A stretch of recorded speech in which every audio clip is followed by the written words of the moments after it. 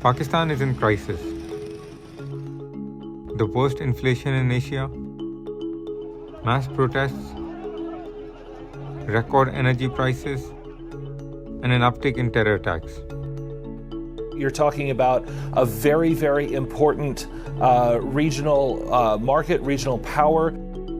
Pakistan's economy is sinking. It has no option but to seek a bailout. Pakistan was once hailed as a country that could be an economic rival to its neighbor India, but it's falling further and further behind.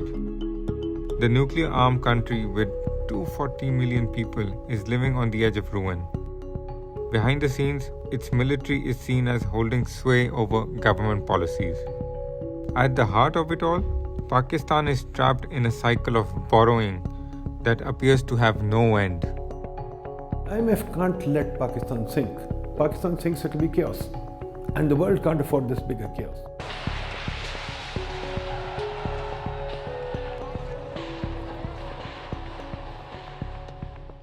Now, the economic situation in Pakistan has gone from bad to worse. Pakistan's year-on-year inflation hit a record level of 36.5%. This is the highest ever increase in nearly 60 years. Market में मुझे 28 साल हो गए तकरीबन, तो उससे गुजारा भी मुश्किल है। रेंट निकालना, बिल, मेंटेनेंस, सारी चीज़ें काउंट होती हैं। पहले तो तकरीबन 40-50 डेली आ जाते थे, लेकिन अब तो 2-3 ओनली। कम से कम 5 साल हो, कोविड का 3 साल का चक्कर था, उसमें भी थोड़ा बहुत चलता रहा। So Pakistani people are very concerned at this point in time. You can see people are hopping onto boats, risking their lives to get to Europe somehow or another. People are borrowing money from loan sharks, and we have seen last year at one point 1/3 of Pakistan was flooded completely, and it led to the losses and damages of $30 billion.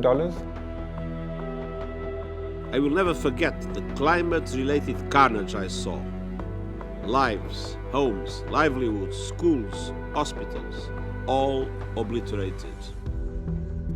It's expected that such natural calamities will continue happening, and Pakistan does not have any funds to deal with it. Ahead of the general elections, all political parties have promised to take on politically difficult reforms which will help the country get on sustainable financial footing, but none of them have been able to do so in the past. We've been here before, and we have seen some of these bailouts actually get halted over failure to meet certain conditions. It is very important that Pakistan sticks to the commitments under this program, meaning don't spend what you don't have, be prudent on tax collection. One of the big problems Pakistan has is very low tax to GDP. At the IMF, we say if your tax to GDP is below 15%, you can't really quite function as necessary to fund public services and the state expenditures. Is Pakistan's debt sustainable? It is sustainable, but it is a borderline sustainability. Pakistan's inflows just do not cover its outflows. Pakistan does not export enough. Pakistan doesn't have enough foreign direct investment coming in. Historically, this gap has been filled by remittances, bailouts, and direct injections of cash from China and Saudi Arabia.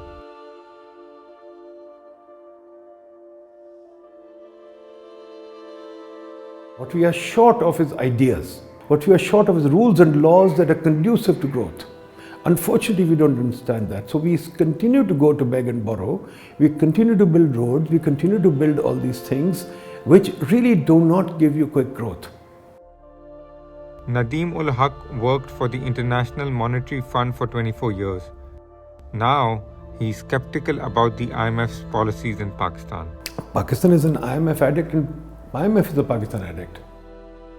We are both locked in a death dance. The fault lies within. The country's political system is fraught with instability, with the military directly ruling for almost half of the nation's history and retaining outsized influence even when democratically elected governments took power. The entire status quo, the entire political status quo is against me right now. Imran Khan's government tenure was cut short when he was removed from power in April of last year. The government that replaced him oversaw a crackdown on Khan's political party, whose leaders are now being tried in military courts. The caretaker Prime Minister has previously said he will ensure fair punishment by law for those involved in violent protests. We tracked down a member of Imran Khan's political party, the Pakistan Tehreek-e-Insaf, or PTI. Can you tell the audience why are you hiding at the moment? There's been a crackdown on PTI of the sort that unfortunately only happens in countries like Pakistan, with a very clear and singular objective of dismantling the party. If we continue to go down the same path that we're going, if we think we can fix this country without fixing the civil service, without fixing public sector contracts, without opening up to the free market, without political and economic stability, I don't want to imagine what 20 to 30 years down the line will look like. Pakistan has had a history of violent terror attacks. Since the Taliban took over Afghanistan in 2021, the situation has got much worse. Pakistan's first priority is to prevent and counter all terrorism from and within Afghanistan. Kakar's caretaker government took over from Shehbaz Sharif in August 2023. We spoke to Sharif's former economic advisor. We have to widen the tax net. We have to ensure that everyone is paying their fair share of taxes. Our tax to GDP ratio is far too low. Responsible privatization is the need of the hour. We can no longer afford, as a country, to continue bleeding in the manner that we have on account of the state-owned enterprises. In all this time, Pakistan has been living beyond its means. All of this is creeping in. It is impacting people. That includes people like Janzeb, a stock analyst. He has decided to leave Pakistan for good. Everyone I know, either they have moved out of the country or they are desperately looking to move out.